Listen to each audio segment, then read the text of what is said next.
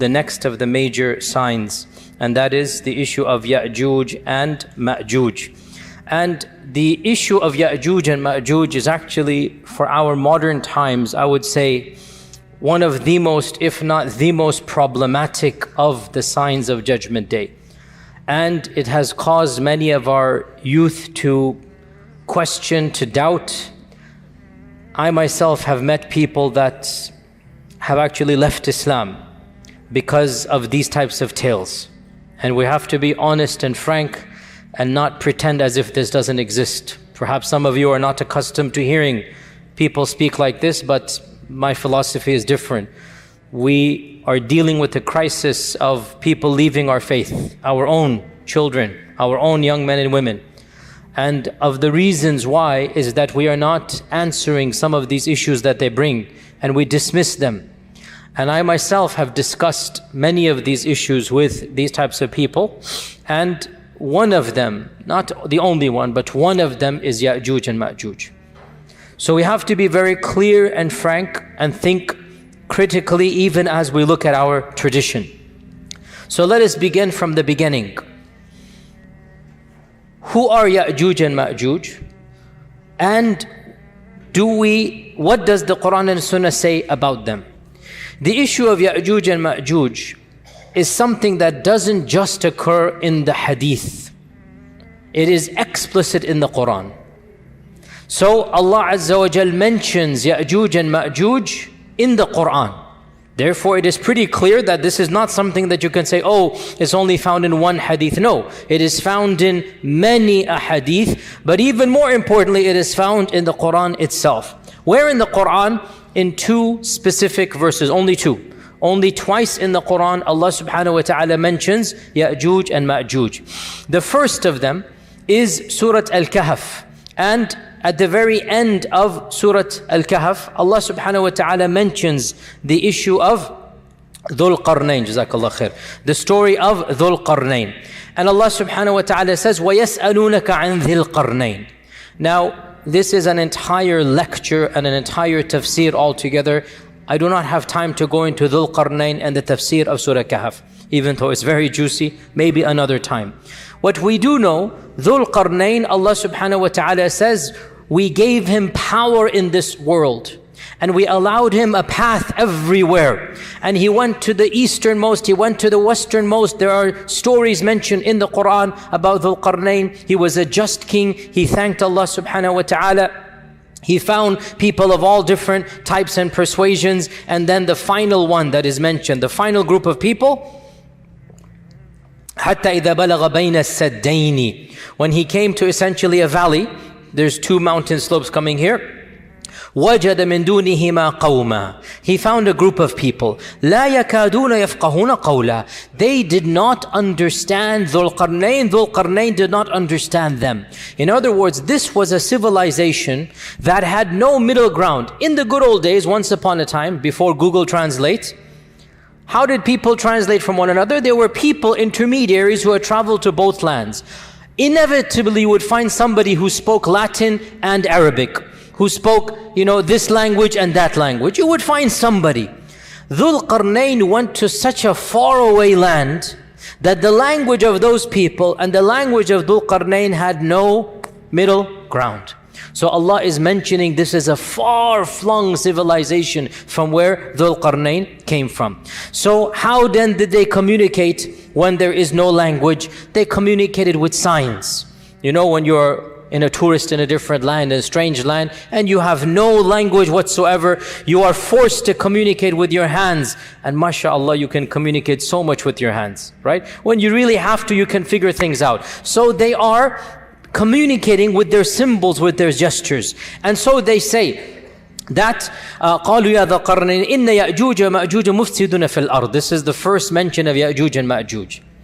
They say this group of people, Yajuj and Majuj, they are wreaking havoc in this world. So Dhul Qarnayn, you are a mighty king, you are a powerful person, we will give you something. We will give you money, whatever is the symbol for money, and you build a wall. You protect us from those people. O Dhul Qarnayn, you are clearly a man of intellect and power, a mighty king. You have a civilization we do not have. You have strength we do not have. So we want you to do something to protect us. So Dhul Qarnayn has gone to the furthermost regions of the world, and there is a group of people even beyond that region. This is called Yajuj and Majuj. And this civilization is saying, we want protection. We'll pay you to build this barrier between us and them. So Dhul Qarnayn says, I don't need your money. ما مكنني فيه ربي خير فأعينوني بقوة. I don't need your money. I have plenty. What are you going to give me? Rather, I understand these people are evil. So Dhul Qarnayn sympathized with this other nation against Yajuj and Majuj. So Dhul Qarnayn said, okay, you know, these people are really bad, Yajuj and Majuj, I'll help you. What do I need from you? فَأَعِينُونِي بِقُوَّةٍ أَجْعَلْ بَيْنَكُمْ وَبَيْنَهُمْ رَدَمًا. I need your strength. I need manual power.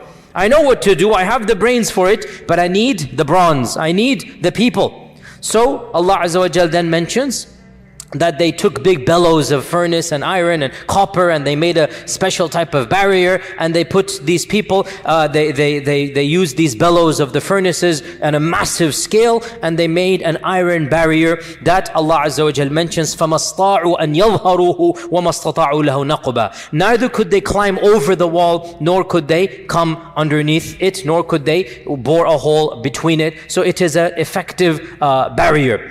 قَالَ هَذَا رَحْمَةٌ مِّن رَبِّي. Dhul Qarnayn, when he saw what he had done, he said, this is from Allah. Allah has blessed me. Allah has given me this. It's not from me. It is from Allah subhanahu wa ta'ala.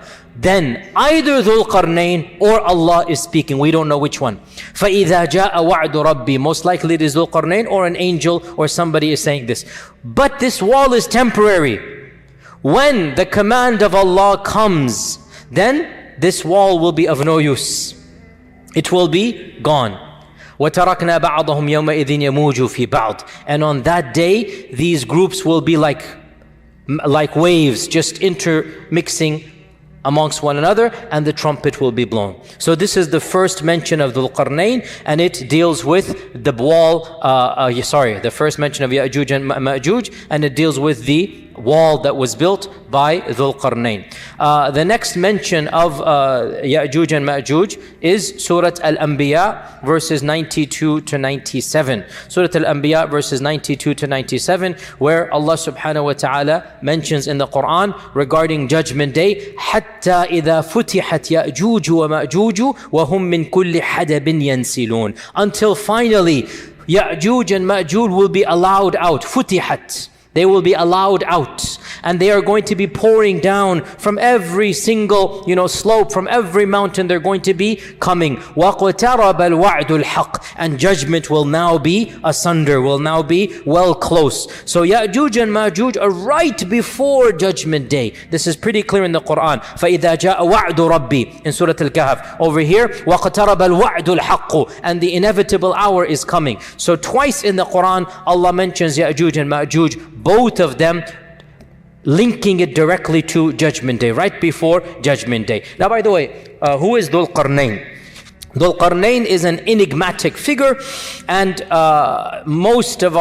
some of our medieval commentators, and then especially the most famous translator of the Quran of the previous century, Abdullah Yusuf Ali, whose impact in the translation was well known. All of us who grew up in the 70s, 80s, 90s, we know Abdullah Yusuf Ali's translation as being the one that had the most impact, even though, long story, but it wasn't very accurate. Number one. Number two, can you believe, this is a completely tangent, Abdullah Yusuf Ali couldn't speak Arabic properly. There's another point, he plagiarized it, but that's a whole different story, not related to our topic here. Nonetheless, his translation went viral, and in his translation and his commentary, he mentions that Dhul Qarnayn is, who does he mention? Alexander. All of you know this, okay? He mentioned Dhul Qarnayn is Alexander the Great. And it kind of spread amongst the masses, and this is what happens, subhanAllah, how thoughts spread, even if they're incorrect. And so many people thought Dhul Qarnayn is Alexander, but this is really almost 100% wrong, for many reasons. Most obviously is that we know a lot about Alexander the Great. We know a lot about him. and he was not a believer in Allah, he was a pagan. He worshipped the idols. And Allah praises Dhul Qarnayn as being a worshipper. And Allah praises Dhul Qarnayn as being a righteous person. And Allah never praises paganism. And Allah never praises someone in this manner. And Allah Azza wa Jal mentions Dhul Qarnayn says, قَالَ هَذَا رَحْمَةٌ مِّن رَبِّي. So Alexander, really almost impossible. Some modern commentators have said that it is the Persian King Cyrus, who ruled from around 600 to 530 BC. So we're talking about 2,600 years ago, the Persian King Cyrus. And Cyrus, they say he's a candidate because he ruled over perhaps the largest empire the world has ever seen, or maybe the second or third largest. You know, there have been these massive empires. Alexander the Great probably did rule over the most largest empire, but temporarily. The Muslims, by the way, ruled over the largest for the longest period of time. But that's a different thing. Alexander, for a period of time, had more, but it fizzled out with his death. The benefit or the beauty of Islam is that wherever the Muslims went, Islam remained, and Islam and the Muslim civilization was the largest, but it wasn't unified as solid, if you like, as it was under Alexander. So they say Cyrus. But firstly, there are a number of things that don't match up. And secondly, once again, Cyrus was a clear-cut pagan. There is a third theory that I personally am very sympathetic to. But these are just theories in the end of the day. If you don't like it or you like it, it doesn't matter. It's just my opinion or the opinion of some modern scholars. If Dhul Qarnayn were a historic figure, what do I mean by historic? I mean somebody whom we know. Because it is always possible that Dhul Qarnayn is pre-history, pre-recorded history, because recorded history begins around 4,000 years ago. Before that, we don't really have records. Before that, it's just unknown. It's a big black box. Perhaps Dhul Qarnayn is of that time frame. Allah knows. As for recorded history, it goes back around 4,000, roughly 4,000 years or a bit more than that. And we know pretty much all of the massive empires and the great kings of that time frame. If Dhul Qarnayn was one of the kings of this era, then we should know about him in terms of recorded history. Humanity would have known of these types of great kings who have conquered large swaths of the earth. So another candidate that I am personally very sympathetic to is the Persian Emperor Darius, the Persian Emperor Darius, who ruled 550 to 486 BC. And Darius ruled over most of the known world at that time, most of what we now call Asia Minor, the Caucasus, the Balkans, Central Asia, even Egypt, North Africa. He had a massive empire, and he himself traveled to the furthest east and the furthest west. And he led expeditions in his entire kingdom. And he fought against the Egyptians, he fought against the Chinese, he fought against or the people of that region, call them what you will, but he fought against all of these people. And what is interesting about Darius, unlike Cyrus and definitely unlike Alexander, Darius was a monotheist. In contrast to the people before him and after him, we know from the books of history that Darius was an ardent monotheist. He was a strict believer in one God. He was beloved to his people. He had the reputation of being a just king. And we have records of Darius. We have inscriptions to this day of Darius in which he is saying, I am the king, Darius and whatnot, whom God has given power, whom God has bestowed power to. In other words, هَذَا رَحْمَةٌ مِّن رَبِّي. Literally, God has blessed me with this power. It is very rare to find an ancient king who basically, Fir'aun said, أَنَا رَبُّكُمُ الْأَعْلَى. Right? It is very rare to find an ancient king who is saying, look, I am a king, but the one above is the one who made me the king. He is the one who gave this to me. So, and by the way, there's also a very enigmatic inscription of Darius in which he is depicted as having two horns as well. So that kind of adds a little bit of a spice, to the whole mix there, that Darius seems to be a likely candidate, and he was an ardent believer. Now, some can say, for those of you who know your history, but Darius was a Zoroastrian. And we say, well, there was no Islam per se at this point in time. We're talking 2,000 years ago. And Darius believed in the one supreme God that they called Ahura Mazda. And that was their name for them, but it was one God that they believed in. So Allah knows best. We are not 100% sure in any case. And it is also possible that Dhul Qarnayn could be somebody in recorded history whom we don't know. But that seems a bit difficult to swallow for someone like me. But those of you who wish to, they can do that. But you have two main options in my opinion. Either it's one of these historic figures or it's pre-recorded history. But then the issue comes again to make the issue more enigmatic. Generally speaking, Quranic history is recorded history. Yani only Nuh and some are pre-history. Otherwise, Ibrahim, Ismail, Ishaq, the rest of them, they're basically in the time frame that most civilization is known. So Allah Ta'ala knows best. In any case, Dhul Qarnayn is called Dhul Qarnayn according to our tradition, either because he had 2 streaks of white hair, or because he wore a helmet with 2 horns, and Darius is depicted as 2 horns, or because he went to the east and the west. So the Qarn here is east and west, so the owner of the east and the west. So this is the notion of Dhul Qarnayn. Now we're going to get to Yajuj and Majuj. Before I talk about my own understandings and whatnot, let's see what else is mentioned. So this is Yajuj and Majuj in the Quran. We don't have much about them other than they seem to be a race of savages. They seem to be a race that is barbaric, killing, looting, plundering. And Dhul Qarnayn, who has never met them, is sympathetic that these people are bad. He just wants to build a wall to protect these strangers from Dhul Qarnayn. So what does the ahadith say? The ahadith are numerous. In fact, in the 6 books of hadith, there are around a dozen narrations of Yajuj and Majuj. So it's not a small amount. There are around a dozen, Bukhari and Muslim have around 6 or 7. So it is mentioned in the most authentic books, Yajuj and Majuj. The concept of Yajuj and Majuj is found in our tradition.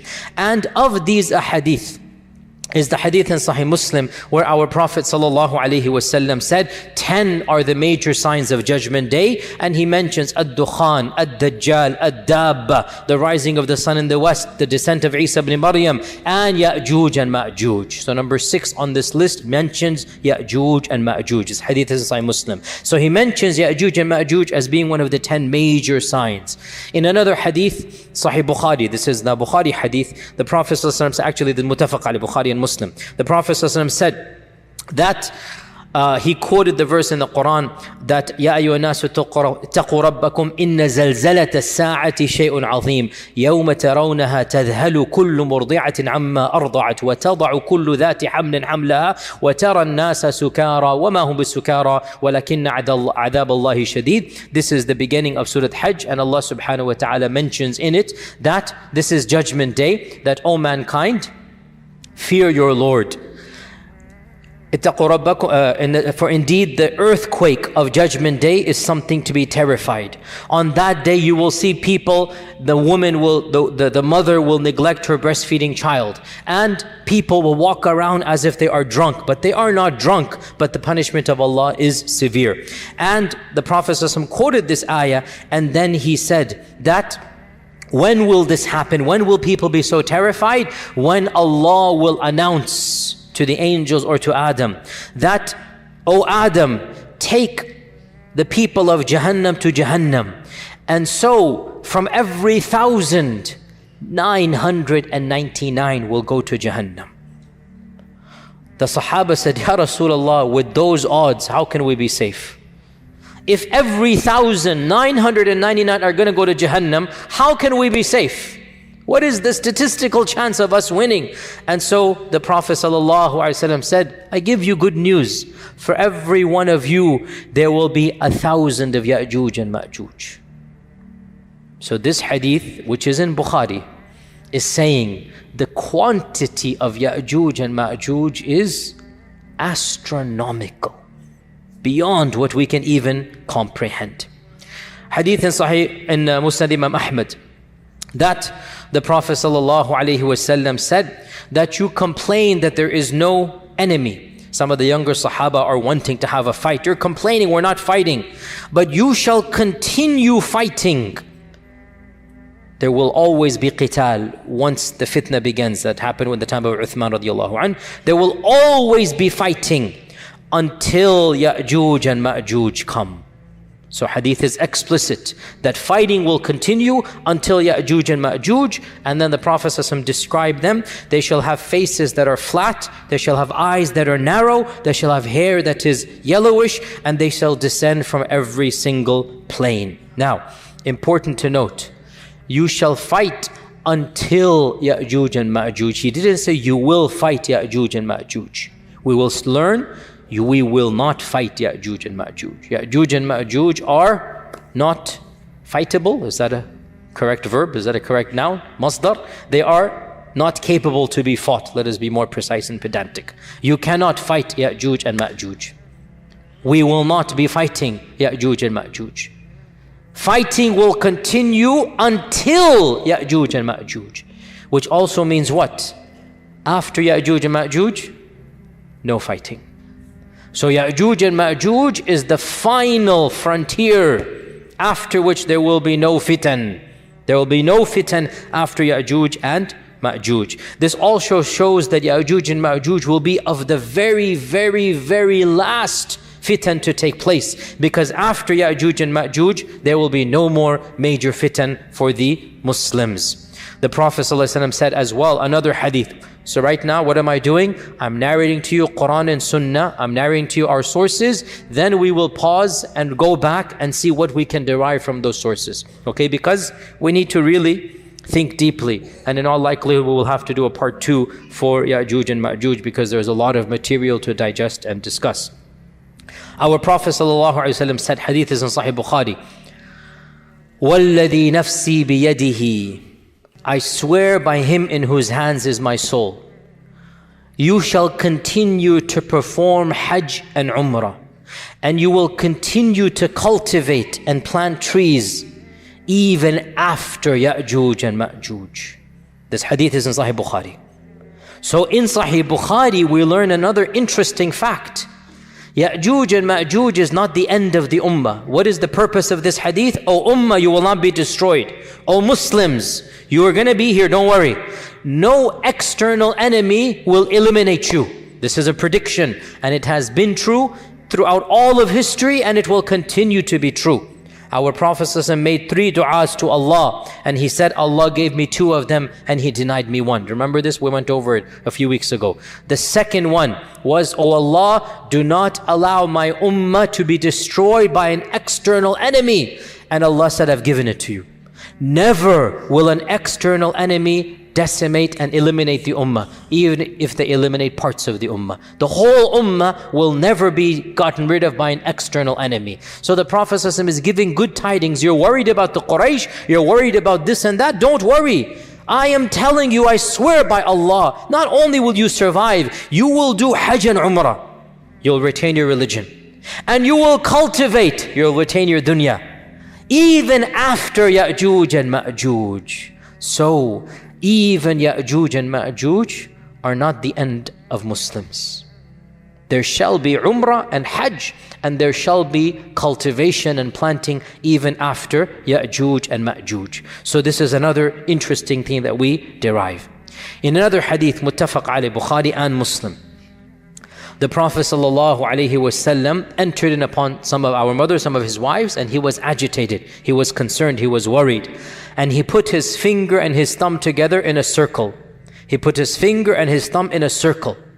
And he said that, La ilaha illallah, waylul lil Arab min sharrin qad iqtarab. La ilaha illallah, waylul lil Arab min sharrin qad iqtarab. La ilaha illallah, woe to the Arabs. And this means Muslims, because at that time all the Muslims were Arabs. Woe to the Muslims, woe to the Arabs, from an evil that has now come very close. What is this evil? Salama asked, what is this evil? He said, today a hole of this size, hence the ishara, has been opened up from the wall of Yajuj and Majuj. Now this hadith is muttafaq alayh, the highest level of authenticity for us. Today, a hole of this size has been opened up from the wall of Yajuj and Majuj. Salama said, Ya Rasulullah, anuhlaku wa fina salihun? Will we be destroyed and there's still righteous people amongst us? will piety not save us? And our Prophet ﷺ said, Na'am, إِذَا كَثُرَ الْخَبَثِ. Yes, even if they're still pious people, but if filth is prevalent everywhere, the piety of some individuals will not protect you. It might protect them on Judgment Day. It might protect them. In fact, it will protect them on Judgment Day. But societies will not be protected when corruption and evil and fitna and licentiousness and nudity and fahisha is rampant everywhere. The piety of a few folks will not prevent the adhab of Allah from coming. Nasallallahu as-salama wal afiyah. If you understand this hadith, then you should make sure you are at least pious. So this hadith tells us that Yajuj and Majuj's wall has a hole this size in the lifetime of the Prophet sallallahu alaihi wasallam.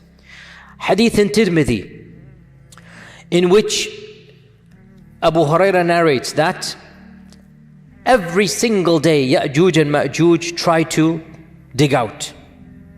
And every day they are met with an angel. And the angel tells them, enough for today, go back. And so they go back until finally, on the final day, the angel mentions the famous phrase, Insha'Allah, come back. And the next day when they come back, so the narration is very long, it basically means every day they come back and they find all of the work that they have done goes back to nothing. They have to start from the beginning again. Until the last day when they find they come back, the work of yesterday is still there. They still are carved in. So now they start from where they left off and they break through. So this is a hadith that mentions that Yajuj and Majuj are carving every day, and that every single day they get to a place until the angel turns them back. In another hadith in Sahih Muslim, we learn that after the Dajjal is killed, Isa will congratulate his followers and give consolation to his followers. And within that time frame, or a very short time frame, Allah will inspire Isa that a new group has come, Ibadan li. Creations of mine have come, no one can fight them. No one can fight them. So take my servants and go to Jabal Tur, go to Mount Tur and protect them over there. Then Allah will send Yajuj and Majuj out, and so Isa and the Muslims will not see them. They will be protected in the caves of Turi Sayna somewhere. Wherever Musa was or in that region, there will be protected over there. Now, in this hadith, we learn that Yajuj and Majuj are so dangerous, so evil, that Allah Himself says, nobody can fight them. Interestingly enough, this army has just fought the Dajjal. This army has just fought the Dajjal, and they have won over the Dajjal. And they are told, you cannot fight Yajuj and Majuj. In fact, it is so bad that Allah protects them even from seeing Yajuj and Majuj. They just flee by the command of Allah before Yajuj and Majuj come. They find protection in the caves that Allah tells them to find protection in before Yajuj and Majuj come, and they remain in those caves. For how long? Allah subhanahu wa ta'ala knows best. And in fact, in one narration, it mentions that Isa and his followers, they will seek refuge in a cave for so long that what is the term I'm looking for? The head of a ram, the head of a goat, the head of a ram, a dead ram, will be more precious to them than 100 gold dinars. Now the head of a ram is almost useless. It has no meat, it has nothing you can benefit from, you throw it to the side. But they will be in the cave for so long that that head will be more precious to them than 100 gold coins. A fortune. They have nothing to eat and drink until finally, when they notice whatever they notice, we don't know, the hadith doesn't mention, maybe there's quiet, maybe there's something, they will say, who can go and volunteer and see what is going on outside the cave? So a man will volunteer, he will be considered the best of them, and he will resign himself to die the death of a shaheed. He's given up that he's going to die the death of a shaheed. And he will come out only to see that the world is full of corpses of Yajuj and Majuj. The world is full of corpses of Yajuj and Majuj. And then he will call out the people, and they will come out and they will see not a single handspan of the earth except that it is piled with Yajuj and Majuj, and the world will stench. There will be a stench that they cannot bear from Yajuj and Majuj's body. So they will desperately plead to Allah subhanahu wa ta'ala at this. And Allah Azza wa Jal will send a rain that will cleanse the earth, a cleansing that it has never had before. Deep cleansing from Allah Azza wa Jal. In another narration, Allah will bring a special type of bird that will pick up their bodies and take them away. So we have the removement of the corpses, then we have a special rain that will wash away the remnants as well. So this is another tradition from Sunan at-Tirmidhi. We also have in Musnad Imam Ahmad the phrase, which is also in other books as well, that Allah Azza wa Jal will send Yajuj and Majuj, and they will descend from every single plain. وَهُمْ مِنْ كُلِّ حَدَبٍ يَنْسِلُونَ. This is a Quranic verse. And they will pass by At-Tabariyah, and they will drink from At-Tabariyah. It's a massive lake. We'll mention which one it is in a while. And by the time the last of them passes by, there will be no water in the lake of Tabariyah. And the last batch will say, there used to be water over here. And Isa and his followers will remain trapped in a cave until the head of a lamb is more precious than 100 gold coins, as I mentioned this also in Tirmidhi. Then they will make dua to Allah to save them from Yajuj and Majuj. So Allah will send a disease against them. Yajuj and Majuj will not be killed with the sword. Allah will send a disease against them that will attack their necks, and they will die the death of one person. When one of them dies, all of them die. It is a simultaneous death. The death of one person. These billions or millions or hundreds of millions of people, they will die instantaneously, the death of one person. The death of one person, and then this man will come out. The hadith goes on the back to the one that I mentioned. The man will come out terrified, scared. He will find everybody is already dead. Then Isa will come out. They will find not a single space to stand except the bodies will be rotting. So Isa will make dua again. So Allah will send birds with the necks of Bakhtari camels. Bakhtari camels, the Bactrian camels, the camels that have these U-shaped necks. There will be birds like this. Massive birds will come, maybe Tayran Ababil, something like this. They will take them and then throw them wherever Allah subhanahu wa ta'ala wills. So this is another narration. Yet another narration. Yajuj and Majuj will conquer everybody in this earth. They will kill everyone. Pause here, footnote. Who will they kill? Clearly not the followers of Isa. So the remnants of the army of Dajjal, anybody who fled and was not caught, any human beings that have not embraced Allah and believed in Isa at this point in time, these will now be destroyed by Yajuj and Majuj. So Yajuj and Majuj will conquer the world, and they will get to Tur, and Tur is where Isa is. They will get to Tur. In one narration, they will get to the Jabal of Quds, the mountain of Quds. Is this Mount Olives? Is this the mount that is in front of Aqsa? In that region they will be. And they will find nobody to conquer. They've conquered everybody. So one of them will say, we have conquered the inhabitants of this world. Let us conquer the inhabitants of the heavens. So they will throw an arrow towards the heavens, and Allah will cause the arrow to come back full of blood. In another narration, they will wave their spears towards the heavens, and Allah will cause their spears to come back with blood. And so they will say, we have now conquered those in the heavens.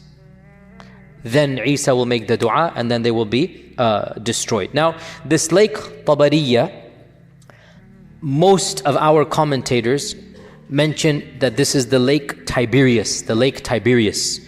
And this is also called by the Christians the famous Sea of Galilee, the Sea of Galilee. Okay, and to this day it is called Tabariya by the Palestinians and the Arabs of that region. Tabariya it is called, the Sea of Galilee. And the Sea of Galilee, it is a massive, massive lake. It is a massive amount of water. It has fed the crops and the people for 2,000-3,000 years.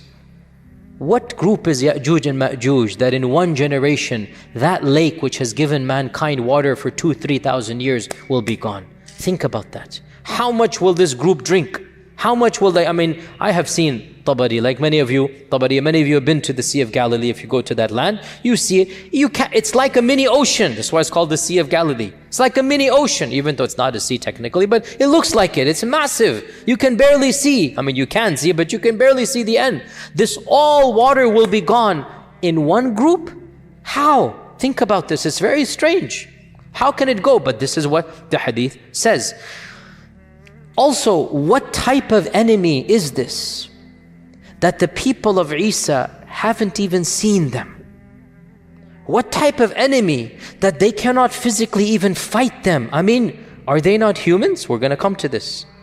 Because they fought Dajjal and his people and they were human.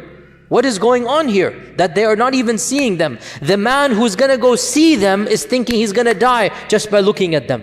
He's already made up his mind, I'm a shaheed, I'm going to die. He volunteers the death of a shaheed, like there's no way I'm going to be coming back. So we also have in a number of traditions as well, what demonstrates their quantity is that the Prophet ﷺ said that the Muslims will use the weapons and the armor of Yajuj and Majuj for many years to come. So they will get this stuff. In one hadith, in Musnad Imam Ahmad, he said, the beasts of the earth will grow fat and feed themselves for many years from Yajuj and Majuj. So the corpses will be so much that Yajuj and Majuj will fertilize the earth. And from this fertilization, there shall be a time of great opulence in terms of food. Perhaps the most opulent time in the history of mankind will take place, where our Prophet ﷺ said, one pomegranate, one rumman will feed an entire tribe. And one leg of lamb will be enough for a large group of people. In other words, things are going to change.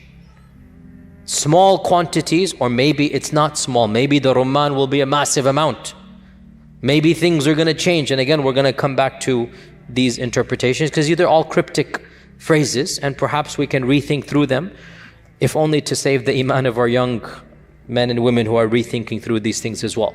In Sunan Ibn Majah, the Prophet ﷺ said, when you see this happen, Yajuj and Majuj, when you see Yajuj and Majuj happen, then expect the hour to come, expect judgment day, expect qiyamah, just like the pregnant lady at the end of her labor is just waiting for the cry, and she surprises the family when she goes into the pangs of labor. In other words, at that very end stage, right? Everybody's waiting. When will the water break? When will the pangs begin? And when it happens, everybody goes into panic mode. The Prophet gave this example. When you see Yajuj and Majuj, this is the pregnant lady about to give birth. Nobody knows exactly when, but it's on alert. Oh, husbands, remember that time frame of your life, 24-hour alert, remember that? That is what the Prophet is talking about. That, those of you who are not married, make dua, make it easy, inshallah.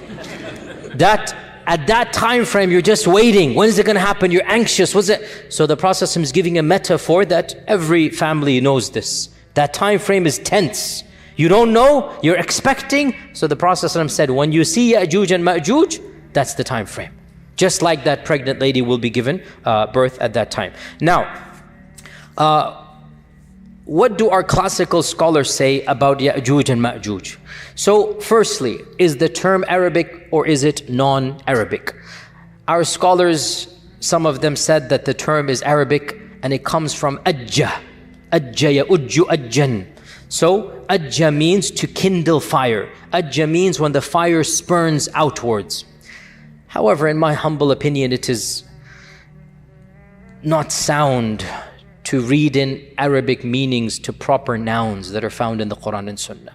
because Arabic is a language that has come, in the time of our Prophet, it reached its pinnacle, but it wasn't around 10,000 years ago. It was another language back then. If you know the study of linguistics, if you know languages evolve. Languages are things that are fluid. Language never stays the same. It is something that comes and goes, and all languages are interconnected in the great family of languages, and you have these, language bundles, if you like, the Afro-Asiatic language, the Semitic and Hebrew languages, the Romance languages. You have these language bundles that are all interconnected, and interestingly enough, footnote here, they all go back to one language. There is the mother of all languages. And why are we talking about languages? Let's get back to Yajuj and Majuj. So they say that Yajuj and Majuj goes to Arabic, and I say, I'm not buying it. It's a classical noun. It has very little to do with Arabic. As well, the term Yajuj and Majuj is found in pre-Islamic literature, Gog and Magog. It is found, it is pre-Islamic, Gog and Magog. And it is mentioned in the Old Testament, Gog and Magog, and in the New Testament. The book of Revelations mentions the release of Gog and Magog, that Gog and Magog are going to gather for the battle. So this is in the book of Revelations, and this predates Islam. So there's references to Gog and Magog that they're going to gather for the great battle as well. So the Old Testament mentions Gog and Magog, the New Testament mentions Gog and Magog, and the Midrash mentions Gog and Magog. What is the Midrash? The Midrash is like the tafsir literature for the Jews. The Midrash is the commentary on the Torah, and it consists of legends and fables that go back many, many centuries before Islam. You have the Babylonian Midrash, you have other Midrashic texts. So the Midrash is pre-Islamic Jewish exegesis. It is tafsir literature that is ancient. It's not the Torah. It is the commentary of the Torah that the ancient sages, the rabbis, the ulama of the past, they commented on. And in the Midrash, you find some very, very interesting literature, which is not the time to go into, but there are parallels with the Quran and Sunnah, which you can, anyway, let's not go down there. So where are we? So, Midrash. The Midrash mentions Gog and Magog. What does the Midrash say? The Midrash says that there will be a forerunner to the Messiah. We talked about the concept of Messiah in Judaism, remember? You guys remember, right? And Moses Maimonides put belief in the Messiah as a part of his 13 points of Aqeedah. Is it the 11th or the 12th point? We're going to believe in the Messiah. A day will come when the Messiah will come. It is a part of Jewish literature. What I didn't tell you in that class 2 weeks ago, because it's not related, but now I should have mentioned it in hindsight, they actually, or some segments of Judaism, believe in two types of Messiah, the minor Messiah and the major Messiah. Now that we're talking about Gog and Magog, I have to bring this up. So they say that there will be a forerunner to the real Messiah. And this forerunner will defeat Israel's enemies. When they say Israel, they don't mean the country, they mean Bani Israel. Remember this, right? When the Midrash says Israel, they mean mu'mins, Muslims, i.e. Jews from their perspective. You understand? They don't mean the country. So they say that this Jewish messianic precursor, the minor Messiah, will defeat Israel's enemies, Gog and Magog, and then the real Messiah will come, and then judgment will take place, and then the righteous will be rewarded, meaning with Jannah, if that's their reward. Now, this is interesting because this is Midrashic literature, and it mentions two figures. And it mentions Gog and Magog, and it mentions Judgment Day, all in the same paragraph. Allahu A'lam, we have the Mahdi, we have the Messiah, we have Gog and Magog, we have Yawm al-Qiyamah, all in the same paragraph as well. We find those things. Now, I did mention briefly there are two ways to interpret these things. If you're a secular, agnostic, atheist, if you're a person who believes in history and not God, then you will say, look, Muslims, Jews, they are taking from one another, right? And that's the standard interpretation of modern day academics.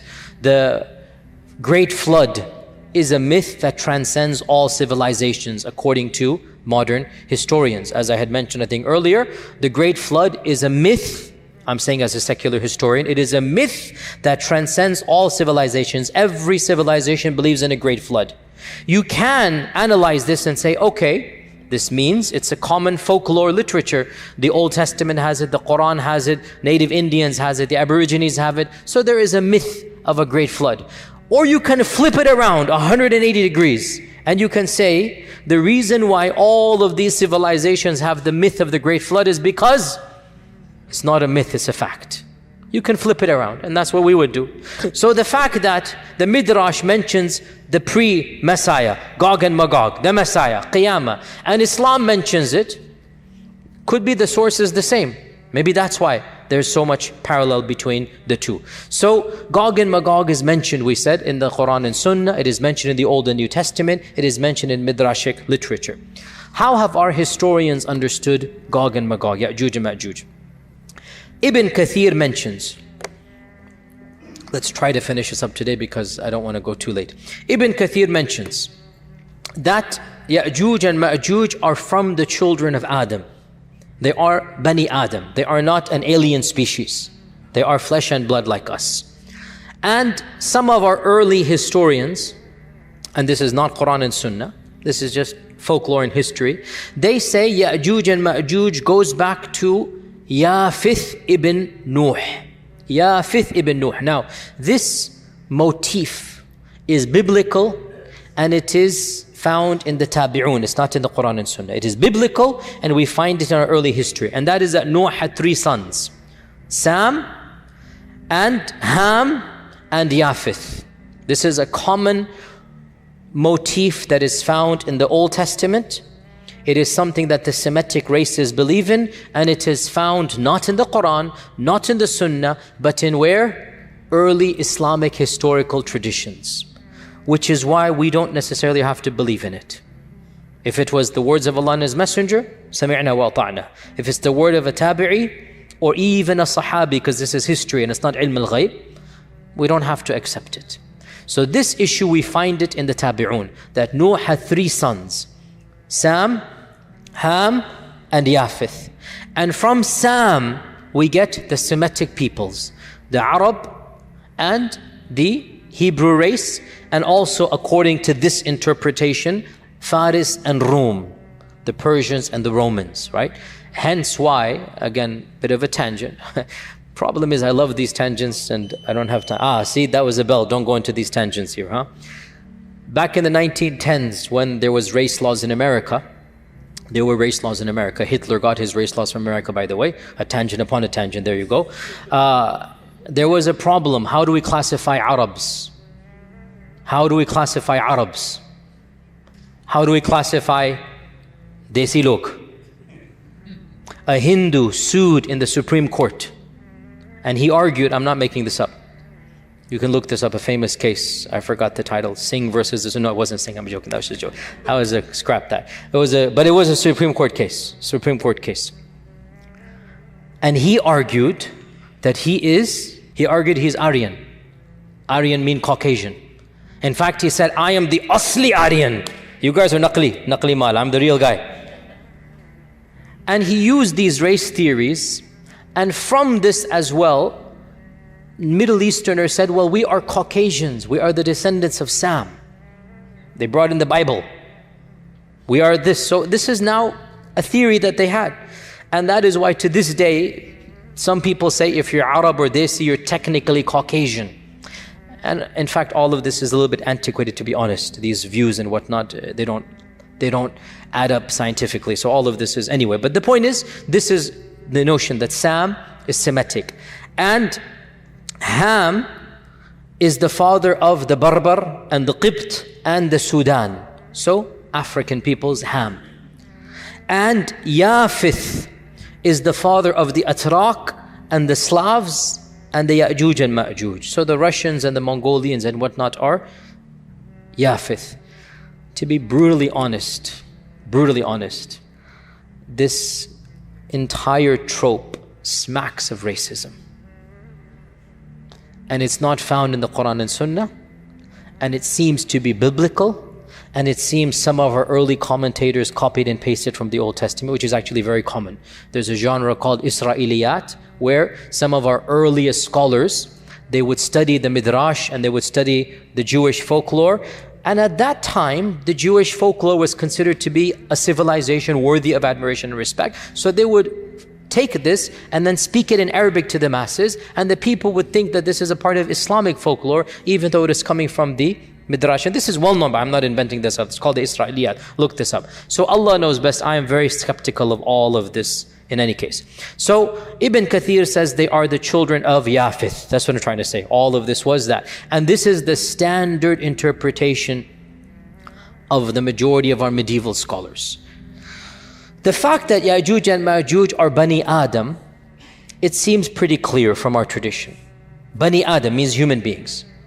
And we learn this from a number of evidences. Of them is the famous hadith in Bukhari itself, where Allah says to Adam, O Adam, take the people of hell to hell, and he shall take his children. And that's when the 999 will go. So the fact that his children includes Yajuj and Majuj shows that they are Bani Adam.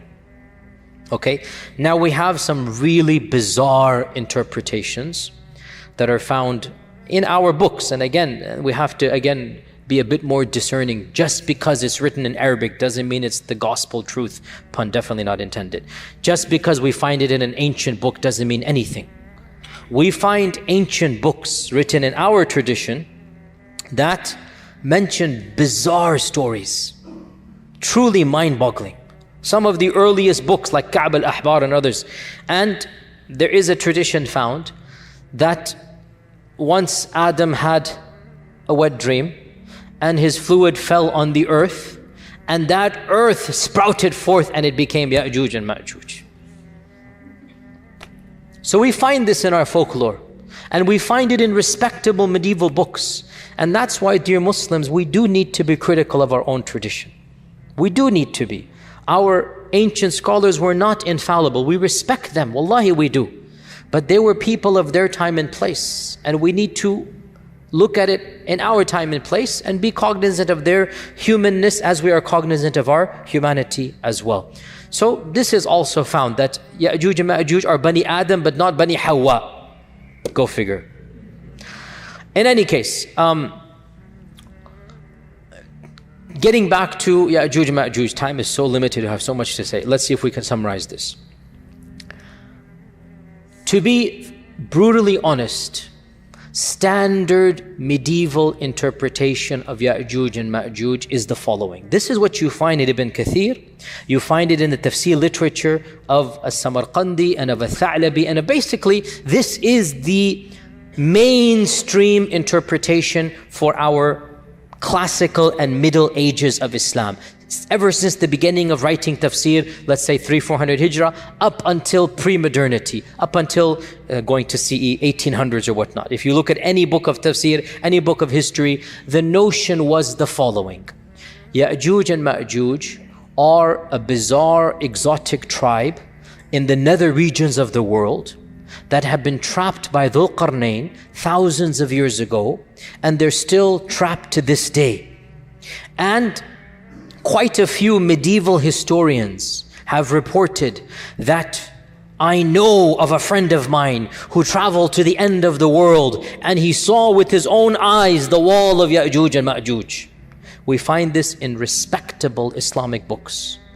The notion that Yajuj and Majuj are a living tribe blocked to this day behind the wall that was built 4,000, 5,000 years ago. That wall miraculously is still there. People can see on the one side, and on the other side you have these savages that Allah knows how they're eating, drinking, replicating, whatnot, and they're still there for eons and eons and eons.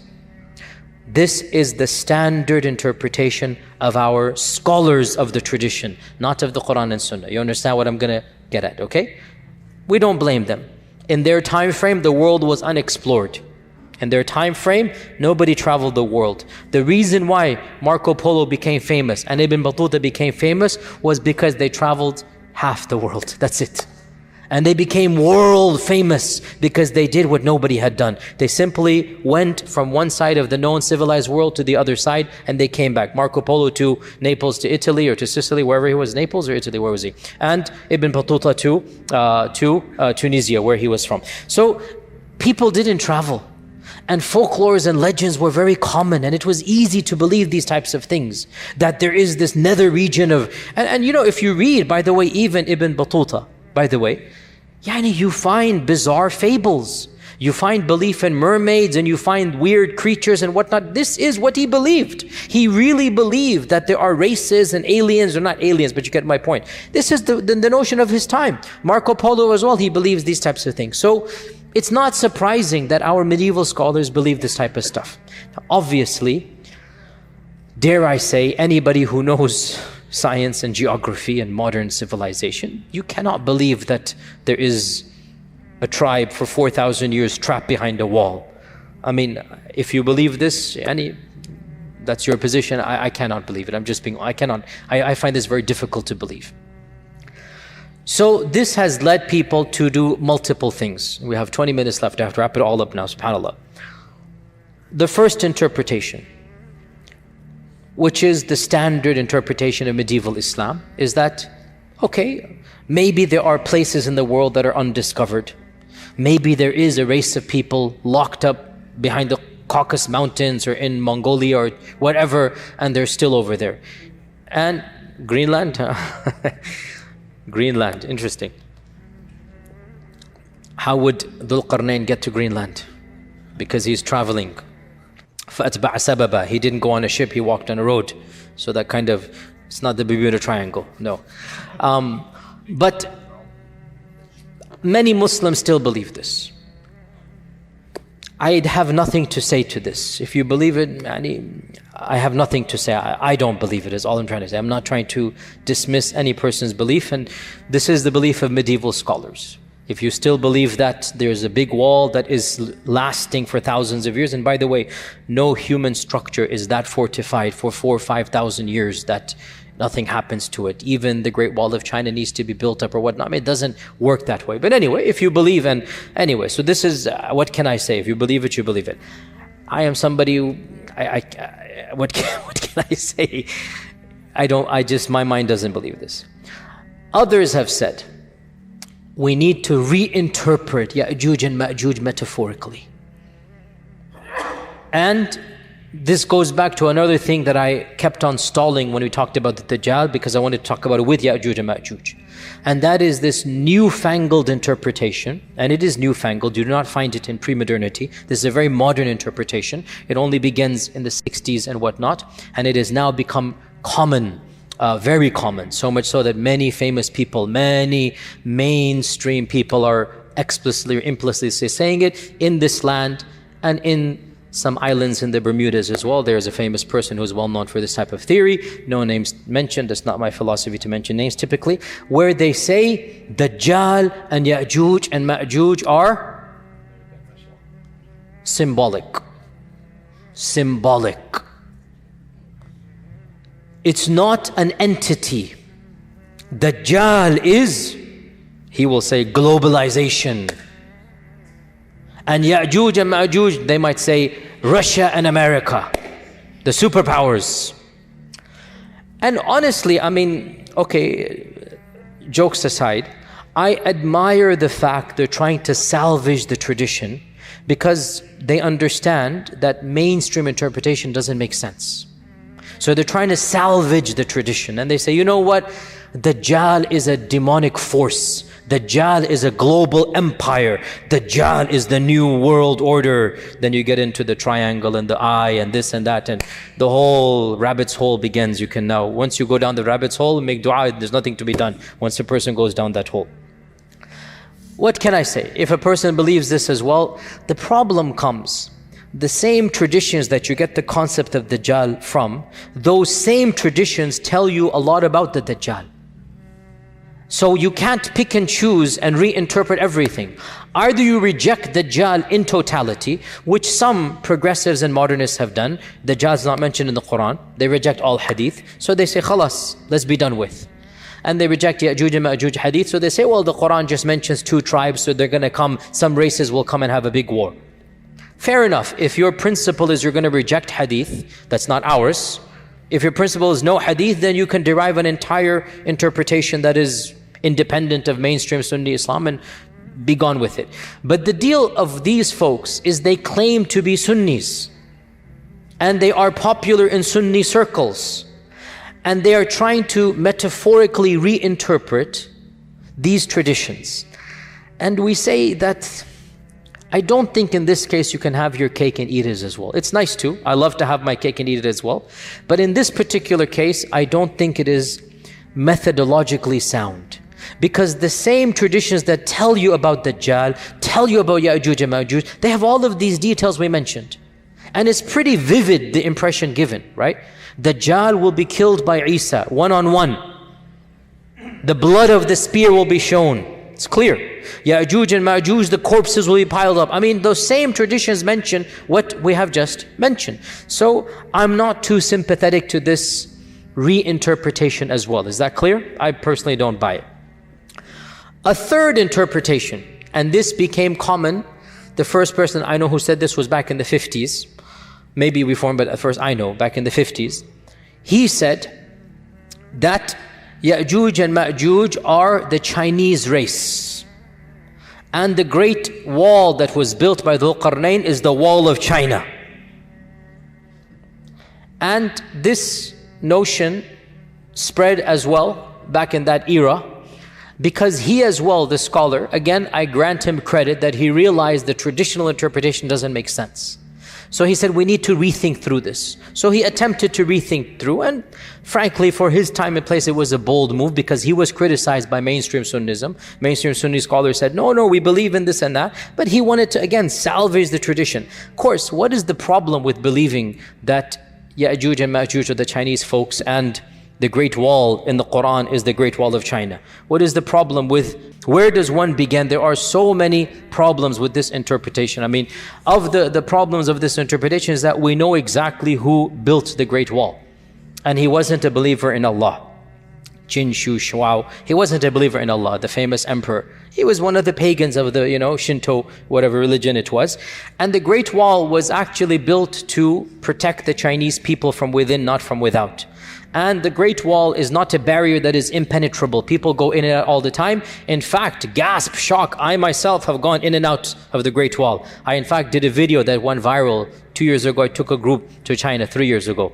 And I stood on the Great Wall, and I have a video, YouTube clip. Is the Great Wall of China the wall of Yajuj and Majuj? You can look at it yourself. And I said, no, it's not, don't worry. It's not the Great Wall of there. So, this as well, it doesn't make sense, neither heads nor tails, Nasar Naper, literally, neither heads nor tails, doesn't make any sense. The wall of Yajuj and Majuj is not the wall of China in any stretch of the imagination. It doesn't make sense as well. Where does this leave us? Another group says, and this is something that I have heard myself, some ulama say, that perhaps Yajuj and Majuj are not on earth but under earth. That's why the satellites haven't discovered them. And this, again, I appreciate the salvaging, I really do. But how can human beings survive? No vegetation, no plants with the sun, no oxygen, food, drink, thousands of years. And according to these traditions, we're talking about gazillions of people. What is the answer to this conundrum of Yajuj and Majuj? I will disappoint you by saying there is no clear-cut answer. But wallahi, to struggle with the truth and to admit the struggle is a safer position than to invent something that is far-fetched and then pretend that it is answering the problems. I don't have a solution to Yajuj and Majuj.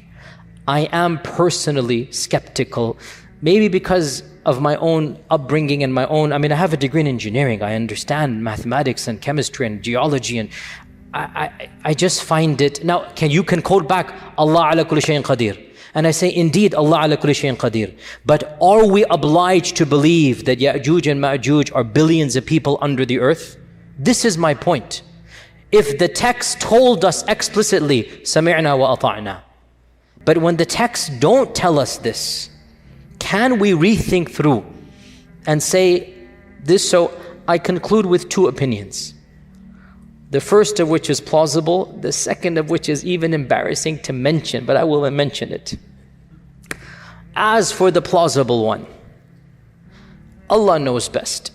Perhaps, this notion of a living tribe of Yajuj and Majuj is not correct. Because if you look at all of the traditions, there is only one tradition that is in Tirmidhi with one isnad that mentions the Yajuj and Majuj are daily digging. And every single day they're told to go back. All the other traditions don't mention a living Yajuj and Majuj. As for the Hadith in Bukhari that the wall has been opened, that could be a wall. It could be, in this case, see to what level of metaphor is allowed? Ijtihadi. If it were to be said, a wall has been opened is a metaphor that indeed Yajuj and Majuj is now closer to you. Personally, I don't see this as that much of a stretch than to interpret all the hadith to mean Yajuj and Majuj are symbolic in nature. But again, it's ijtihadi. The only tradition that mentions Yajuj and Majuj are alive right now, and they are digging through every single day, is a solitary narration in Tirmidhi and also in other books, but the same isnad. And I did my research for this because this is problematic, and I have to say I was relieved to find classical scholars, some of them did problematize this hadith. Ibn Kathir amongst them, who said that this tradition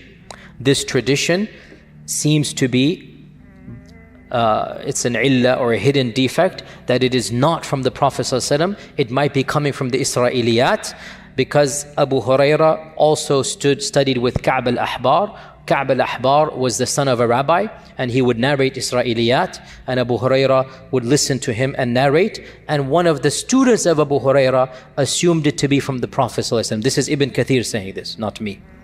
So he said, perhaps this is from the Israeliyat.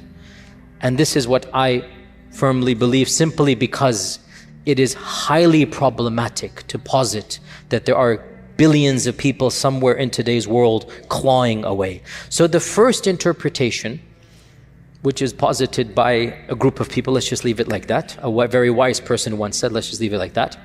The first interpretation is that Yajuj and Majuj are a group of people that will come towards the end of times. And they will wreak havoc and do this and that. So we get ourselves out of the problem of them being alive right now. And as for the wall of Dhul Qarnayn, there was maybe their biological ancestors, maybe some other tribe that had those characteristics, and they were trapped by Dhul Qarnayn. That did happen. But we don't have to affirm that they are still trapped 5,000 years later. Rather, maybe their descendants, maybe people similar to them, so they are called Yajuj and Majuj, are them.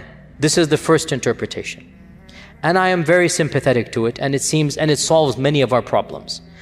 There is another interpretation which I hesitate to even verbalize. And I will tell you honestly, this is not mine. I will honestly tell you, this is something that I am involved in many discussions of this nature with many people and whatnot. And one of my scholarly friends, in a private conversation, so he will not allow me to mention his name, but I am telling you something that don't believe it's coming from me. Okay? You guys ready? Ready? Okay. Don't ascribe this to me, please. Who is it not from? Good. No, from my friend it is from him. Not from Don't do a double negative on me. So we were talking with a group of ulama, a group of students of knowledge, whatnot, call them whatever you will, and we're talking about this problematizing. It is a problem, wallahi, it's a problem for any rational mind. What are you going to do with Yajuj and Majuj? It's not an easy thing to come around. And even he was hesitant, but he brought it up. He said, let's look at these traditions again. We see that first and foremost, Yajuj and Majuj seem to be human but not human. You see where this is heading. And they seem to be a race of people that cannot be fought. And they seem to be doing things that are bizarre, drinking up all of this water. That's not, humans can't do that. Mentally, they don't seem to be 100% there when they think they can kill the people of the heavens. This isn't normal. This isn't rational. The regular human beings alive, the followers of Isa, are so terrified of this group. that they don't even want to see them. They're fleeing away from them. They will not fight them. The hadith mentions they will not be able to be fought. لا يدان أحد من قتالهم. And he mentions, if you look at the popular imagination of our times, you find a genre of literature and horror movies. You see where this is heading. And he mentions the word. And my jaw just dropped and I laughed. I said, are you serious? He goes, hear me out. Don't call them that word. For those who don't know the word, maybe the youngers can tell them later on. Don't call them that word, but the concept. What if we're talking about chemical warfare, we're talking about Dajjal, we're talking about the bird falling down, things are happening, weapons being unleashed, weapons beyond our understanding. What if the concept is there that these groups of people are human but not quite human? And they're doing all of these things, and everything just started clicking in my head. Check, check, check, check. I'm like, this is so ridiculous. You will never find me saying this in a lecture, and here I am in a lecture saying it. But in any case, Allahu A'lam, frankly, it makes more sense than believing that 1 billion people are somewhere in Timbuktu or Zimbabwe or some faraway land. It makes more sense to me. Because Allahu A'lam at the end of time, also ayas, the key point, they shall die the death of one man. How will they get gotten rid of? Allah will send a disease, some type of antivirus, some type of vaccine. I'm just saying what my friend said. Because the hadith mentions this explicitly, does it not? Allah will send something that will get them in the neck, and they will die the death of one person. So when my friend kept on going over all of these points, my laughter turned to a serious contemplation. And I said, but how do we tell the public this? Then I said, I'll just project it onto my friend, which it is true, it is coming from him. And I'll take myself out the picture so that as you laugh at my friend, but the laughter will slowly turn to contemplation. And deep down inside, you'll realize this makes a lot more sense than anything else out there. So we conclude by stating that Yajuj and Majuj are a reality. We believe in them because the Quran mentions it. And that these enigmatic descriptions should not cause us doubt, because strange things will happen towards the end of times. Don't base the validity of Islam on trying to understand Yajuj and Majuj. That's ridiculous. We base the validity of Islam on the Quran, on the beauty of Islam, on Tawheed, on La ilaha illallah, on the fact that it answers all the big questions of life. Islam comes with some things that may be beyond our comprehension, such as Yajuj and Majuj. We just have to sami'na wa ata'na. And when it happens, all of these hadith will fit into place and we will see, oh, I get it. That's what was being referenced here. So in the end, Allah Azza wa Jal knows best.